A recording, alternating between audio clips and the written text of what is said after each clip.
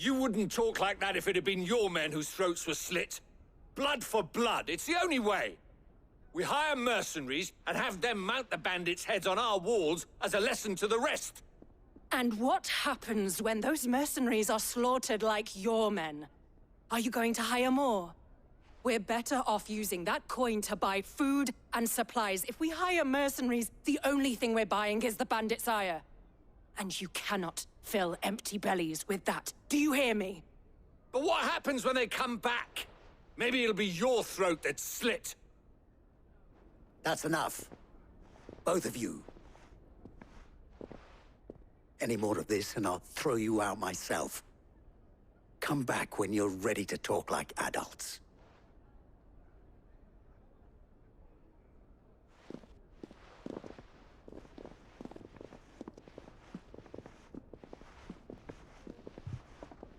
Victor. What's he doing here?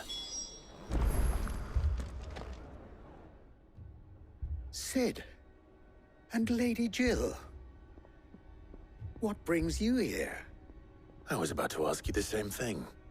Costness is in chaos, and the markets have all but ceased to operate. The Briar's Kiss here in Dalamil is the only place I can reliably obtain supplies. I was here to do just that when Master Lubor told me of his troubles.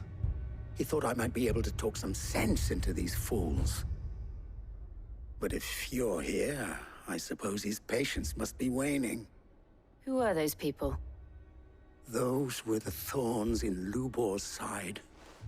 And the reason this place might be headed the same way as Costness. It's these accursed skies. The darkness is enough to drive a man to madness. Or an entire city, for that matter. We're still working on the skies. But in the meantime, perhaps we can find a solution to Dalamil's problems. I hope so. For all our sakes.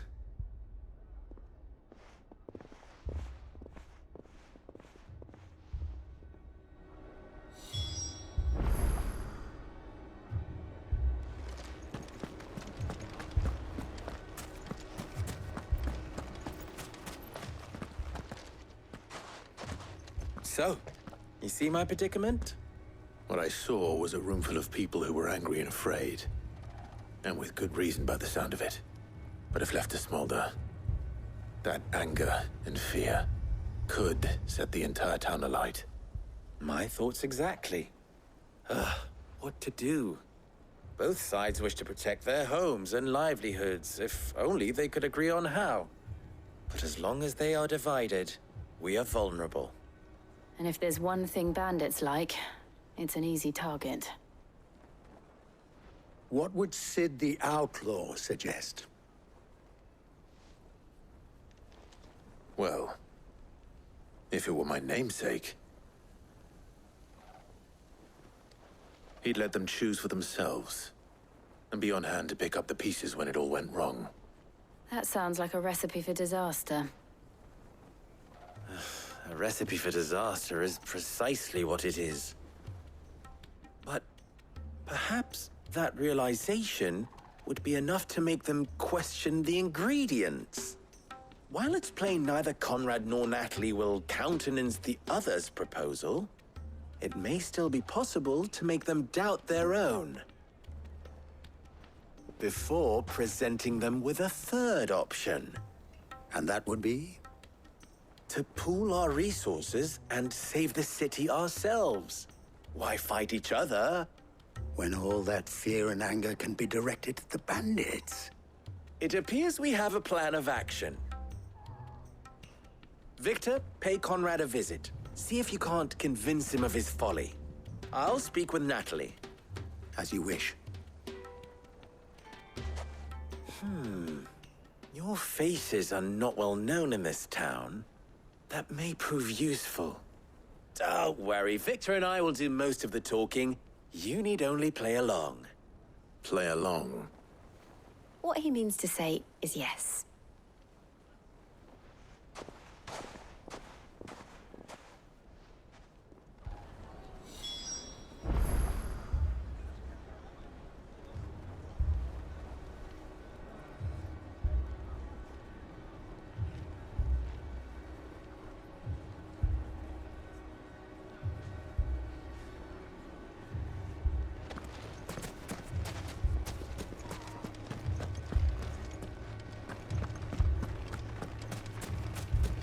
Picture it, Conrad.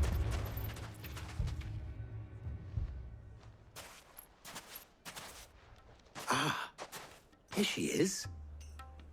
The Lady of the Spear herself. Conrad, may I introduce you to Jane, commander of the Red Wings, the oldest mercenary guild in the Free Cities. A pleasure, my lady. The pleasure is all mine. As I told you, I summoned the commander here from Canver to inquire about a contract. Victor says you told him no. That there aren't any men left to hire. Is that true? True as the crystals cracked.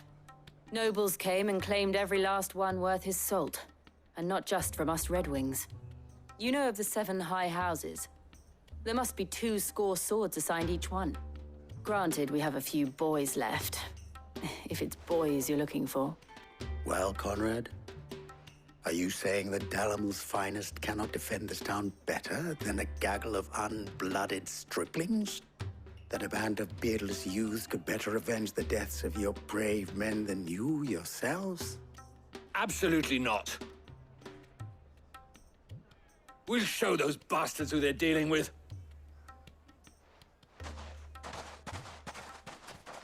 I can't believe that actually worked. Conrad's not what you call the brightest candle in the crypt. And there's a reason why I had you do the talking and not Sid. Well played, my lady.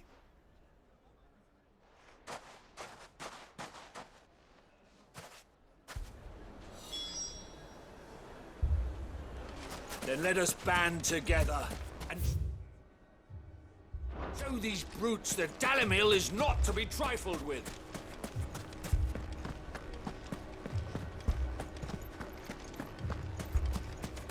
My shop. If I had my pickaxe, I would... I mean, it may still be possible to buy something. Ah, here he is now. Natalie, allow me to introduce Lord Underhill of Randalar's prestigious League of Merchants. Lord Underhill. At your service. Underhill. I was just telling the good lady of our conversation, my lord, and how you were lamenting the state of the capital's stores. Lubor says that not only are the granaries almost empty, but that war and the Blight mean this season's harvest won't be enough to fill them for winter. Indeed, certainly that is the case.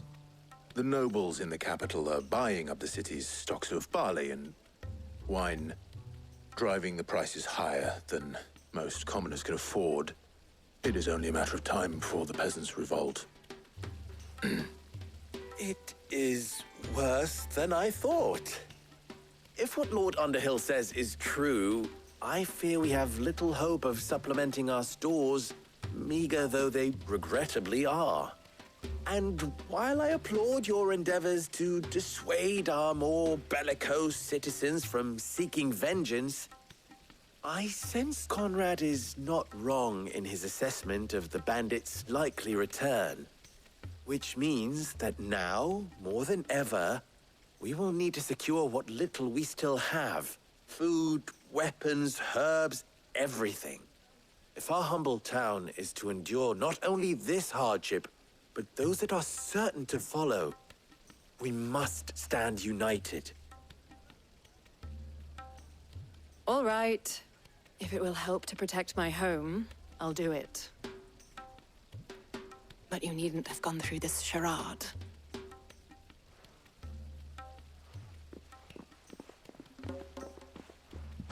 Thank you, Clive. Your performance was nothing if not workmanlike. She saw right through it. I didn't say it was good, merely that it produced the desired effect. Now, my scouts should be returning shortly. Meet me back at the Briar's Kiss, and we shall see what we face.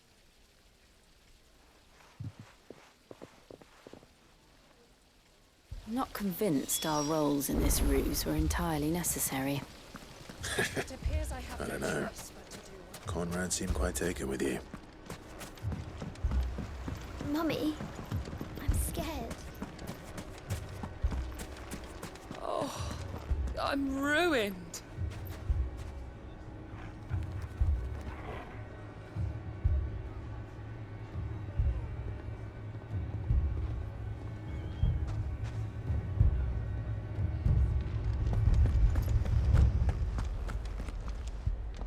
Good news, Sid. Both Conrad and Natalie have somewhat gracefully accepted their new roles. With time, they may even learn to... Time no longer appears to be the luxury it was before lunch. I take it your scouts found the bandits. Technically, it would be the bandits who found my scouts. It appears they march for Dalamil as we speak. All of them. You're not serious. They don't just want food, they want the whole damn town.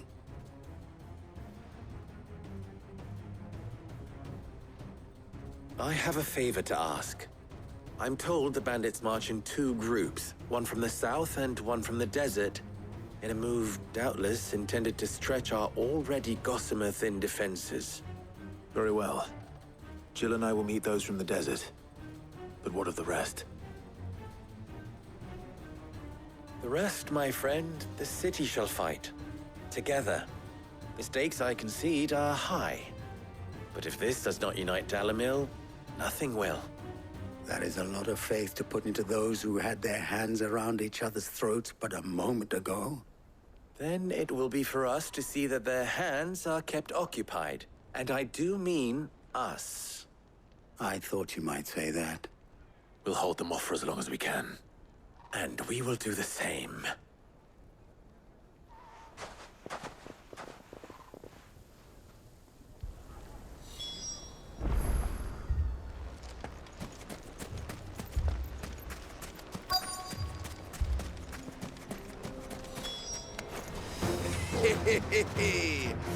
No women folk have come to roast us. I'll take that one. He's all yours.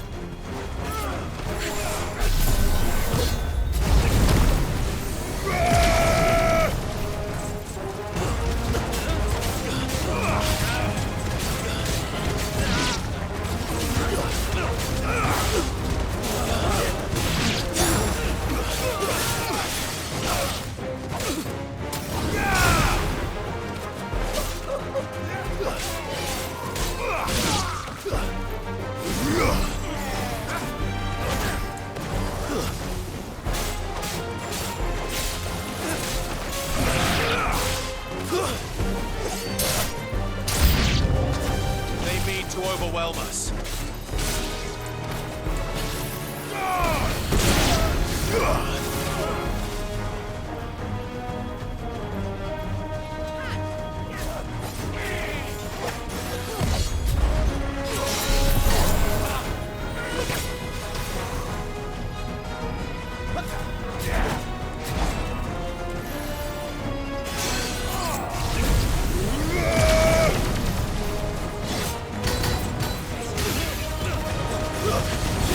It's over.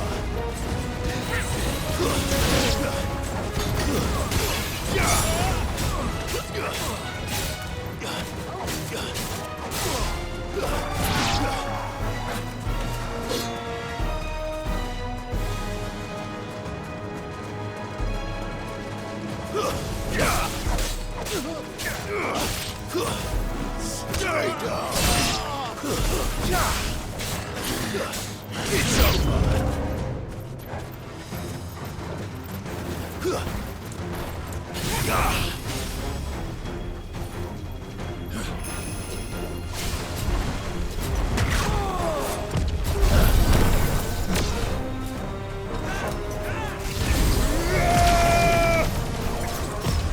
Nice try.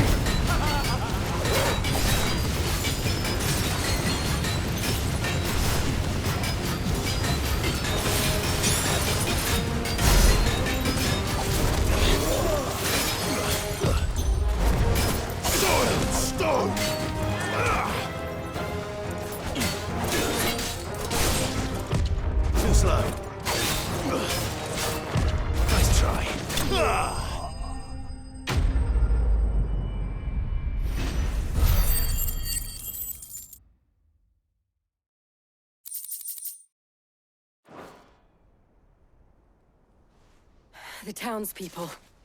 Could they have held out? I don't hear any fighting. What do you think?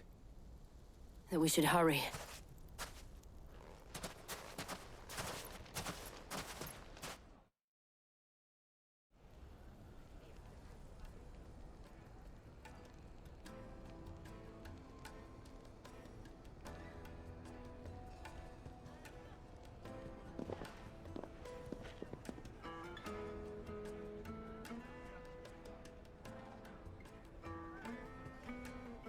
Natalie, I owe you an apology. You did well out there. The inn would have been lost had you not held the line. Without you, there would have been no line to hold. You saved us, Conrad. You saved Dalamil. We all saved Dalamil.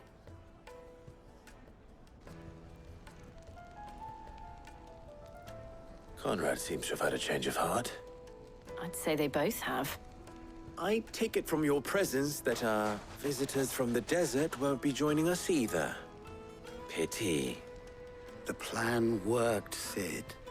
Granted, it only took an army of bloodthirsty bandits at our gate. Calm now, Victor. Why quibble over the details? We are united, and that is all that matters. As for you, Sid, you fight considerably better than you act. I'll take that as a compliment.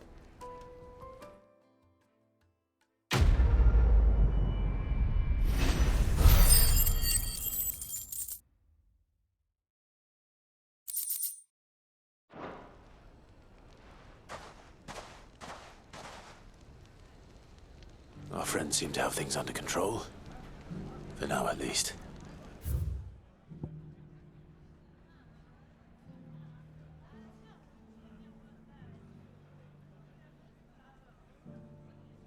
Let's go and put Otto's mind at rest. So...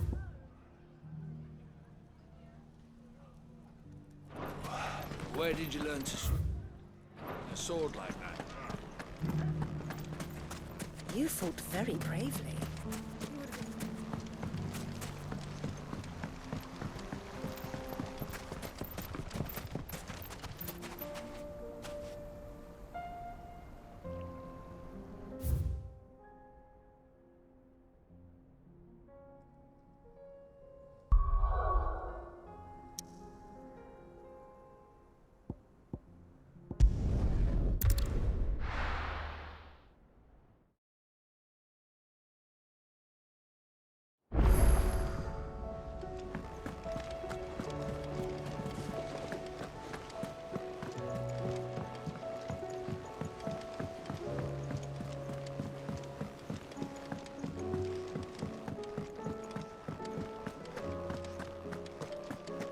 Did you see the pair that got hauled into tires?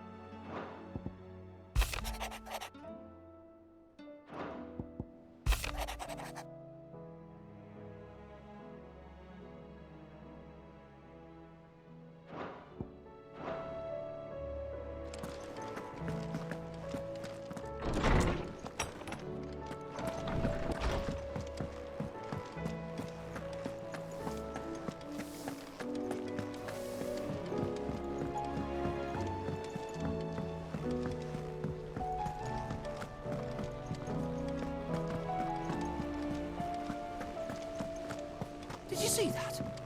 Tell me you saw that.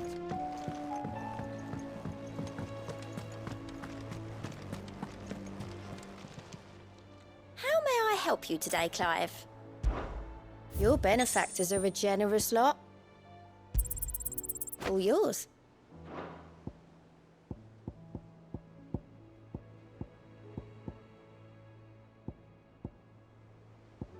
All done? Was wondering when you turn up. Had owls from all our friends thanking you for your timely intervention. How is it you always manage to arrive at just the right moment? Luck, I suppose. Any word on the rest of the realm? Let's see. Storm's still crying out for mother crystals. The nations are still in chaos. And the skies are still the colour of a kick in the kidneys 2 days on. So... Right. Clive, we knew this was going to happen. Well, not the bleeding skies part, but you take my point. Now's not the time to second-guess yourself. Now's the time to visit the infirmary. Talia says your brother's awake. Thank you, Otto.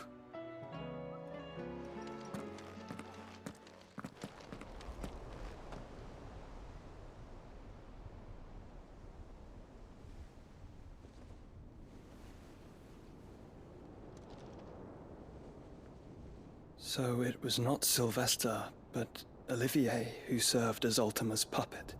And when Dion learned of this, he sought to slay the fiend.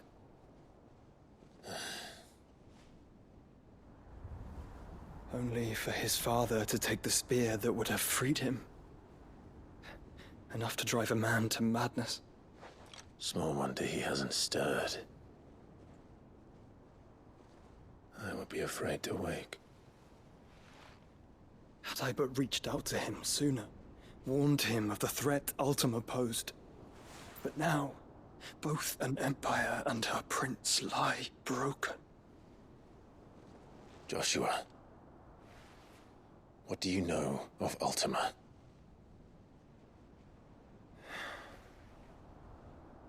Very little, I'm afraid. Despite my best efforts. 18 years ago, as I lay buried beneath the rubble of Phoenix Gate, 'twas not death who came for me, but another. And it was while in my rescuer's care, I first heard of Ultima. I've been chasing his shadow ever since. Ultima is driven by some deep, dark purpose, and for whatever reason, it would seem you are crucial to his designs. He will stop at nothing to have you, even if that means toppling an empire. But why me? What possible use could I be to such a creature? That is one of many answers that have eluded me. Yet, I am certain of this. It is not mere chance. You were chosen for a reason. All dominants carry within them the might of an icon. Nigh limitless power that is at once acutely limited. I wield fire, and only fire. And I only ice. 8 wardens for 8 elements. But you, Clive. You are different. You're special. Your abilities begin with the flames of Ifrit. But they do not end there. The fact Ifrit can even exist goes against everything we thought we knew of dominance. Perhaps Ultima has been waiting for one such as you, whose potential is truly limitless. I've encountered that thing several times now. If it or he, as you say, needs me, why hasn't he claimed me as he did the boy? Were I to hazard a guess, I'd say the two of you are somehow incompatible. His mind not properly attuned to your body. His mind? Mind, awareness, spirit, call it what you wish. But I believe Ultima to be an embodiment of the concept. It is why I struggle and fail to contain him here inside me. I'm sorry. Inside you? With every setting sun, I feel my strength wane. And though the Phoenix's flames mend the prison I have made for Ultima, they do so at a cost. We must find a means to bring an end to him before I meet my own. What were you thinking? It was that or let him take Clive. And I've always had a soft spot for my brother. But that doesn't mean you should sacrifice yourself to save me.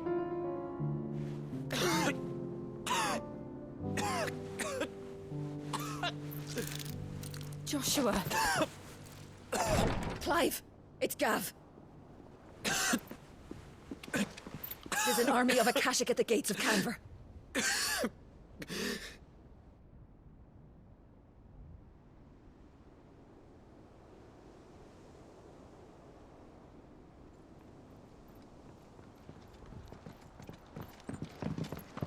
Well, what's the short of it? I thought Tyre told you. The capital of the Free Cities is under siege by an army of monstrosities. The City Guard are doing their best to stem the tide, but numbers ain't on their side. What of Lord Byron and Mid? Were they able to escape? No, but they're all right for now. They're hiding with Gav at midship. We have to get them out of there. And we shall. Otto, prepare a Stolas. Tell Gav to stay exactly where he is. Understood. Vivian, what's the swiftest route to the Free Cities? That sounds like a question for the map. Look here. This road, through Tabor, should provide the least trouble. Good. What a coincidence. Tabor is exactly where I'm bound. Joshua, bed is where you should be bound. You don't think I told him the exact same thing? Were Tyre not such a talented healer, I would surely have been inclined to agree. But, thanks to her ministrations, I feel I may safely rejoin my attendant, who was to wait for me in Tabor if we became separated. All right, we travel together. Clive! If he stays close to me, he'll be fine. Thank you, brother. I'll look after him.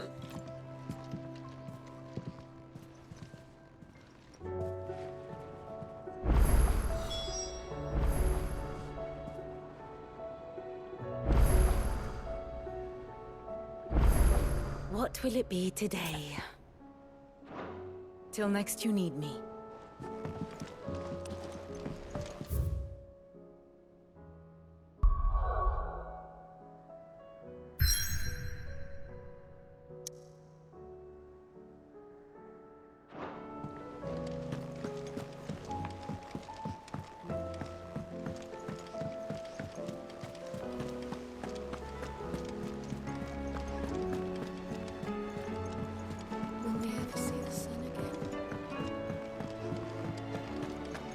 Seems the hideaway has lost its Blasted appetite. book.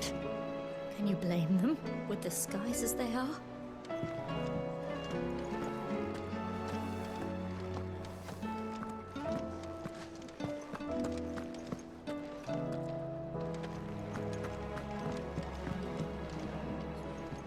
Here, you put me in this situation, Clive. You can bloody well get me out of it. I need a hand with a recipe. Are you sure it's me you're looking for? I'm not much of a cook. I'm all the cook will be needing, thank you very much. What I want from you is a little of your time, right? Oh, and perhaps your sword. You remember Ivan's stew, right? Well, despite the look of the thing, and that awful stench, people wolf it down. So I thought I'd try making one of these supposed masterpieces myself. Had a peek at the book and gave it a go, but, well... It wasn't as straightforward as you'd hoped. Ivan had the same problem. Yeah, but this is my blimmin' kitchen, and I will not be outdone. So if you don't want to be seen as playing favourites, I suggest you lend me a hand.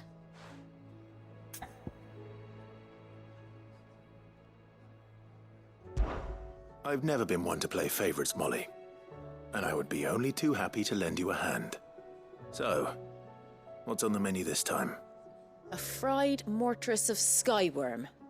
That's one heck of a name, innit? Recipe seemed easy enough to an old hand like myself. Thought I'd followed it to a T.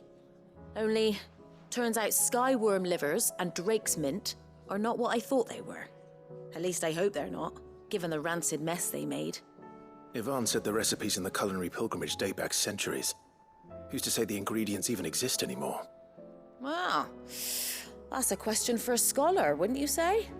Perhaps you know of one? Kindly old fella who haunts the shelves, maybe? Fine. I'll go and speak to Harpocrates. Perhaps he'll know something. And if he does, I'll see if I can find your ingredients for you. You do that.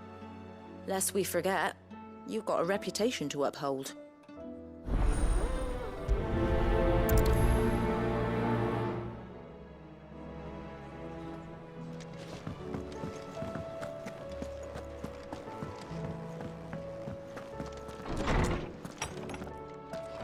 Is a storm coming, Sid?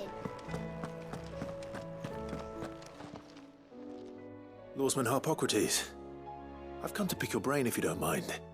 It's about the book you lent Ivan. Ah, Valisthea, A Culinary Pilgrimage, a classic. One of my favorites, in fact. The young man did a wonderful job with the Chance's stew. I do hope we shall be able to sample more such marvels in due course. That's actually why I'm here. I don't suppose you know where I might find skyworm livers and drake's mint. Ah, so the fabled Sandbrequois delicacy is next on the menu. Delightful. The descriptions of fried mortress never fail to make my mouth water. Now, skyworm is a somewhat antiquated name for the wyvern, their ground livers being the paste from which the mortress is made. Dragon livers. How very Sandbrequois. One would have thought the disciples of Bahamut would have a touch more reverence for their icon's brethren, but apparently not. I believe the specific dragon the recipe demands is the blueback wyvern, said to be the very color of the sea beside which it resides. So we know where to look for our liver. But what about the drake's mint? Saint's bonnet in contemporary parlance, a herb which grows along the North Reach coast. I gather that one can locate the cheerful yellow flowers by their heady scent alone, so I'm sure you'll have no trouble finding them. I may add that people once believed game was best served with the flora that sustained it in life, in which regard fried mortress of skyworm is undoubtedly a typical dish of the time. Meaning that if I find one, I find the other. To Northreach, then. Best of luck, Clive. And do save me a bite once the dish is complete.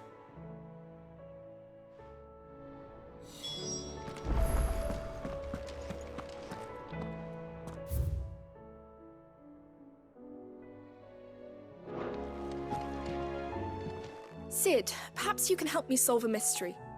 I can certainly try. Who's gone missing this time? It's not who, but what. Mid's scales, the ones she made for her workshop. I borrowed them to teach the little ones about weight, and shortly after the lesson, well, they vanished. My first thought was that they'd taken them off somewhere to play, but when I asked, they swore they had nothing to do with their having disappeared. Which almost certainly means they had everything to do with it. Perhaps a visit from Sid will jog their memories. I think it just might. Thank you. I don't like to imagine that my pupils would lie to me. But if they have, I'll have no choice but to discipline them accordingly. They were in the atrium when I last saw them, as always.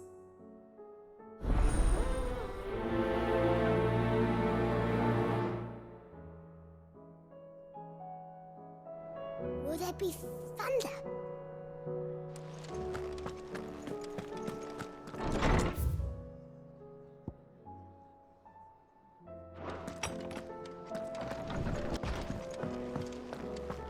Seems the hideaway's lost its...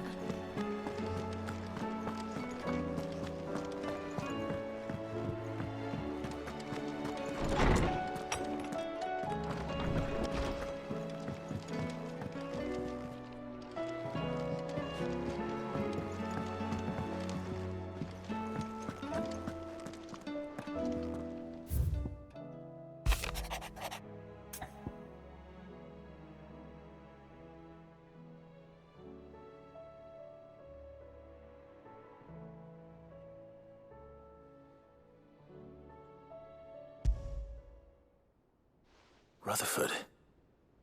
Wasn't that the name of my uncle's manservant? Why would he be at Martha's Rest?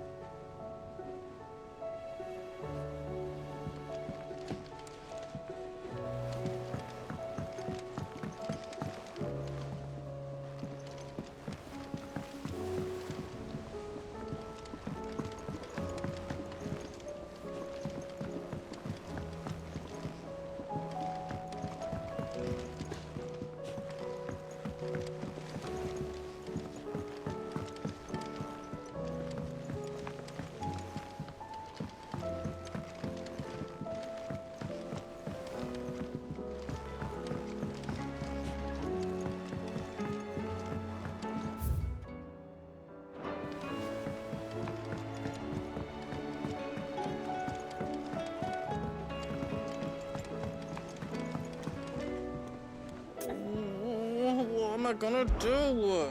Is everything all right, Goots? You seem more discomposed than usual. Oh, I don't know what that means, but I'm in a bit of a muddle. Oh, I think Nan might be in trouble, and she's... It's all right. You can tell me.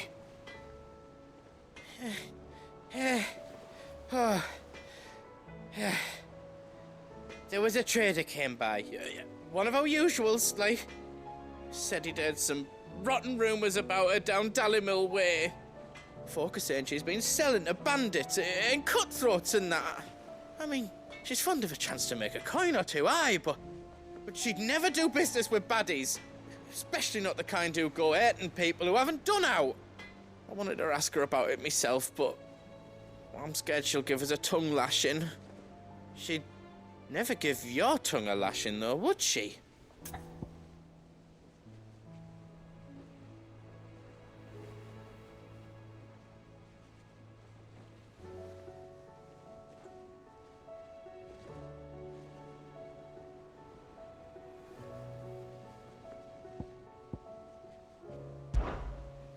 Don't worry. I'll speak to her. Oh, thanks, Clive. You'll let me know what she says, won't you? Of course. I'm sure it's all just a misunderstanding.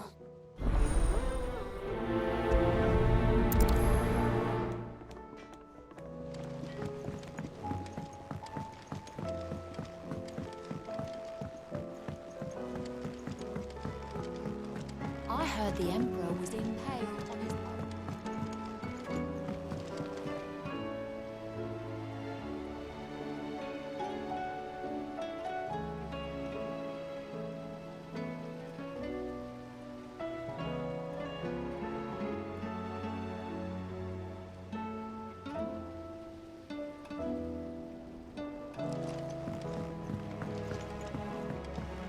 We're all gonna die!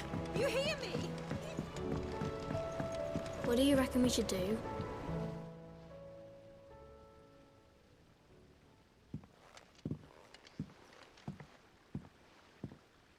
Sid! Hard at your studies, I see. And what is that? It's not a set of scales, is it? No. Of course it isn't. Well, not anymore, it's not. Oh!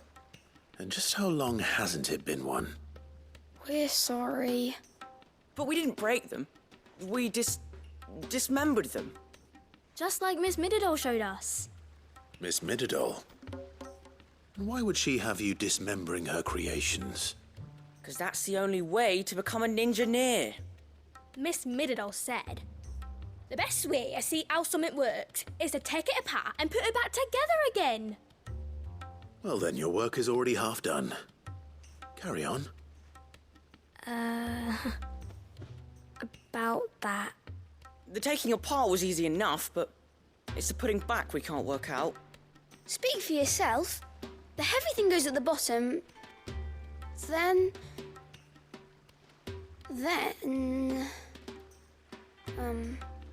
You three need to learn to take responsibility for your actions.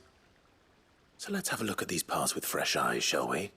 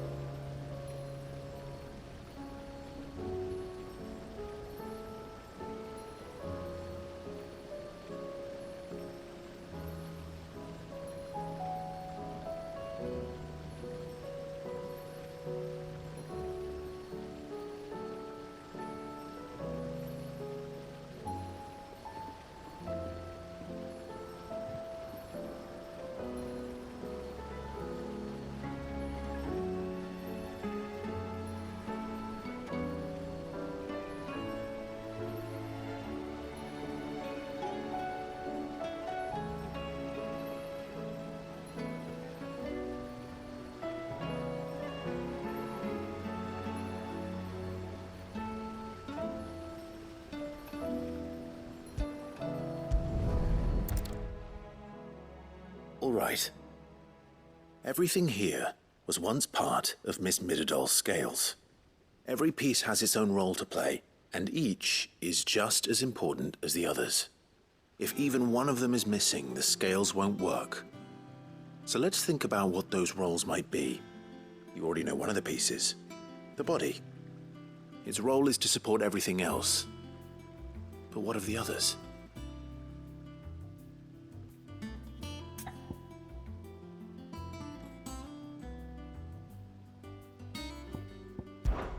This is called the arm. Why do you suppose that is? It doesn't look much like an arm. You're right. It looks more like a wing. Like a chocobo wing! You've ridden a chocobo before, haven't you, Sid? Will you teach me to ride one day? I'll think about it. Now, what do arms do? Hold things. So wait, maybe this arm holds things too? Good thinking. You're on the right track.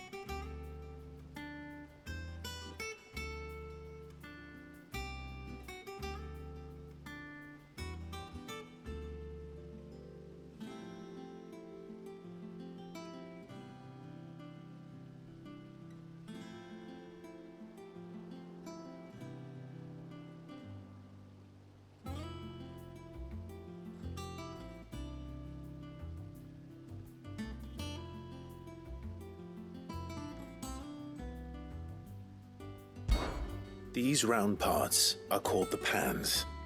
You all know what a pan is, don't you? I do. Molly uses them in the kitchens to fry bangers. But these aren't for frying bangers, you idiot. They're for weighing stuff. But what if I wanted to weigh goods? I don't think he'd fit on that little thing. Probably not. What are the chains for? Holding the pans up? Well spotted. Which means something must hold the chains up in turn.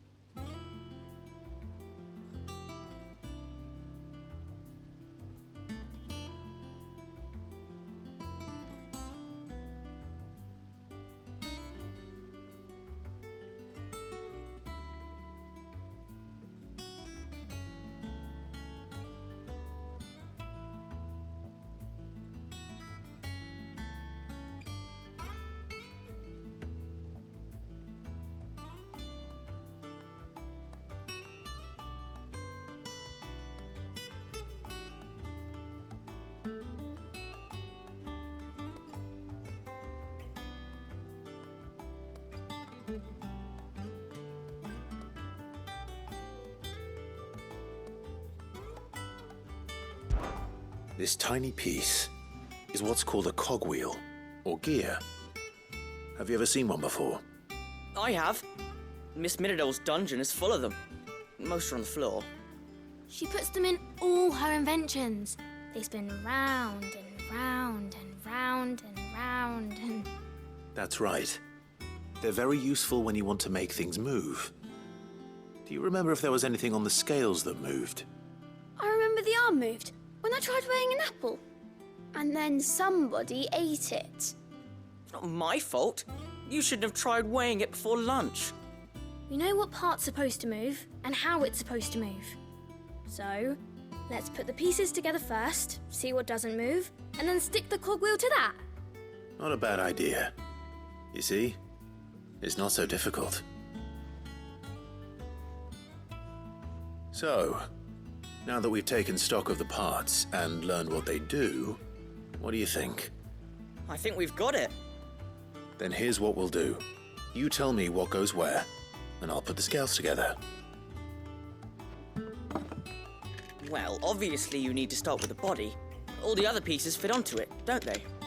And the arms go on the body, just like real arms. Or wings, if you're a chocobo. And then the arms hold the pans by the chains. Very good.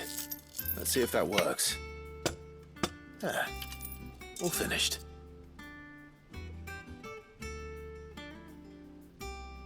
Yes! We did it!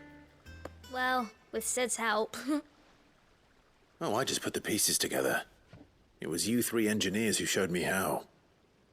That's right. We're Miss Minidole's hairs. Her hairs? Yeah, hairs for the future. She's showing us her secrets now, so we can help out the hideaway when we're older. What do you think, Sid? Are we almost ready? With a little more help from Miss Mididole and Miss Shirley, I'd say it won't be long at all.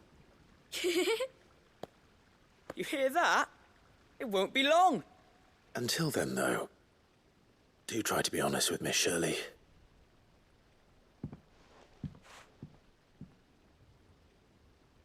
Hey, look! We never used the cogwheel.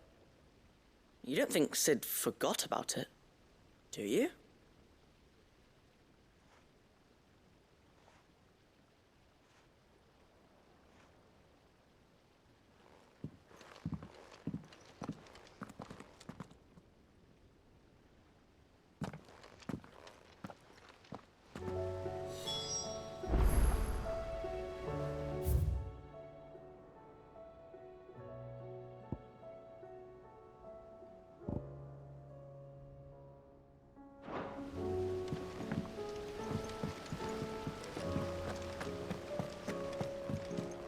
We're all gonna die!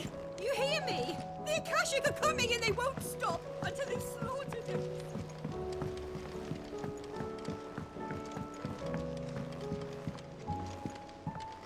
I heard the Emperor was impaled on his...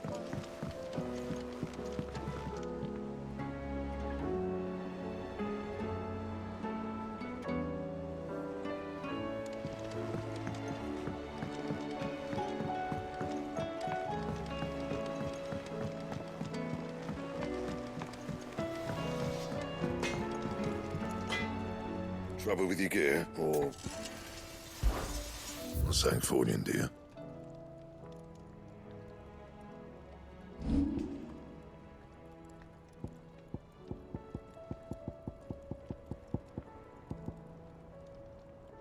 And?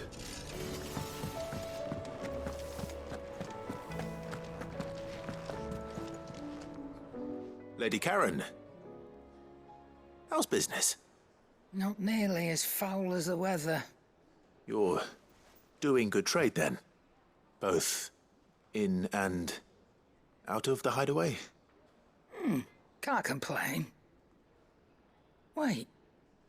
What exactly are you getting at? Not once in 5 long years do you pay my affairs half a care, but here you are today raking me over the coals like a bloody popoto? Just asking. Out of interest. All right. I'm here because I was told that certain rumors have been circulating about you selling weapons to brigands. Oh, are you?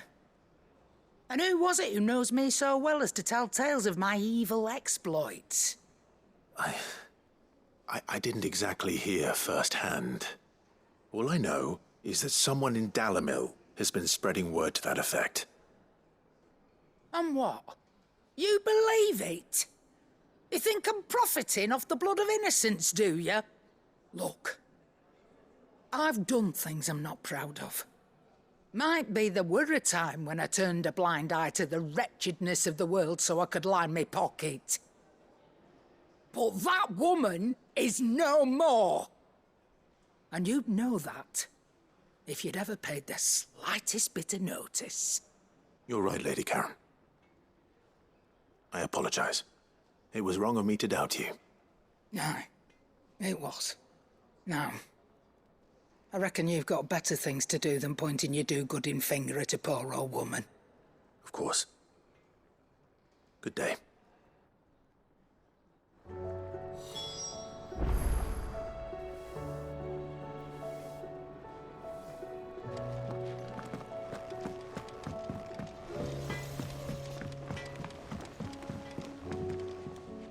I spoke with Lady Karen.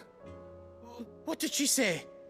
That the rumors were unfounded, and that I was a fool for thinking they might hold any truth, along with some other things that made her feelings clear. And while it sounds like she may have done things she regretted in her past, she says those days are behind her.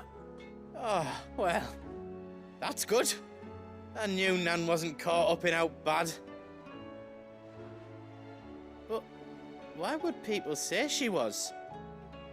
What did she ever do to them? It's not right. No, it's not. But people do things for all sorts of reasons. Perhaps we'll never know. Well, I'm going to find out. That trader, he said they were all talking about her in Dalamil. So that's where I'm going. I'll find someone who'll tell me, you'll see. Are you sure that's wise? Whoever's spreading these rumors means Karen ill. Oh, right. But that's why you'll be coming with me, isn't it, Clive? I suppose it is.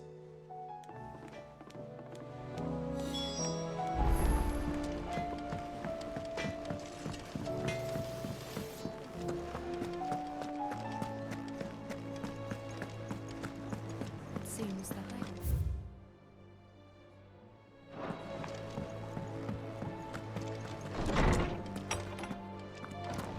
Is a storm coming, Sid?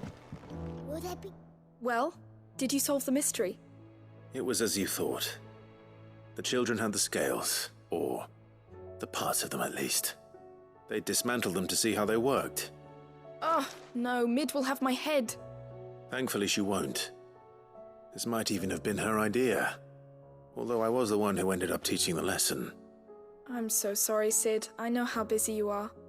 I shall see that the children are properly punished. Please, there's no need. Mid seems to have taken the three of them under her wing. She's even calling them her heirs. She'd have them follow in her footsteps. And her father's. I see. Sid, do you know why Mid has been spending so much time at the hideaway of late? She told me it was because her studies have been interrupted by events in Canva. Is that not true? No, it isn't. The university offered her a commission. In exchange for full tuition, room and board, they asked her to oversee the design of several new war engines. To anyone else it would be an opportunity, but to Mid, who lost both her parents to war, it was a bitter pill. One she was none too keen to swallow. But that should come as no surprise. She's only ever cared about bringing people hope. The very last thing war can be said to do. Which explains her heirs. She's working to give them a better life. And so should I. What's the odd engineering lesson?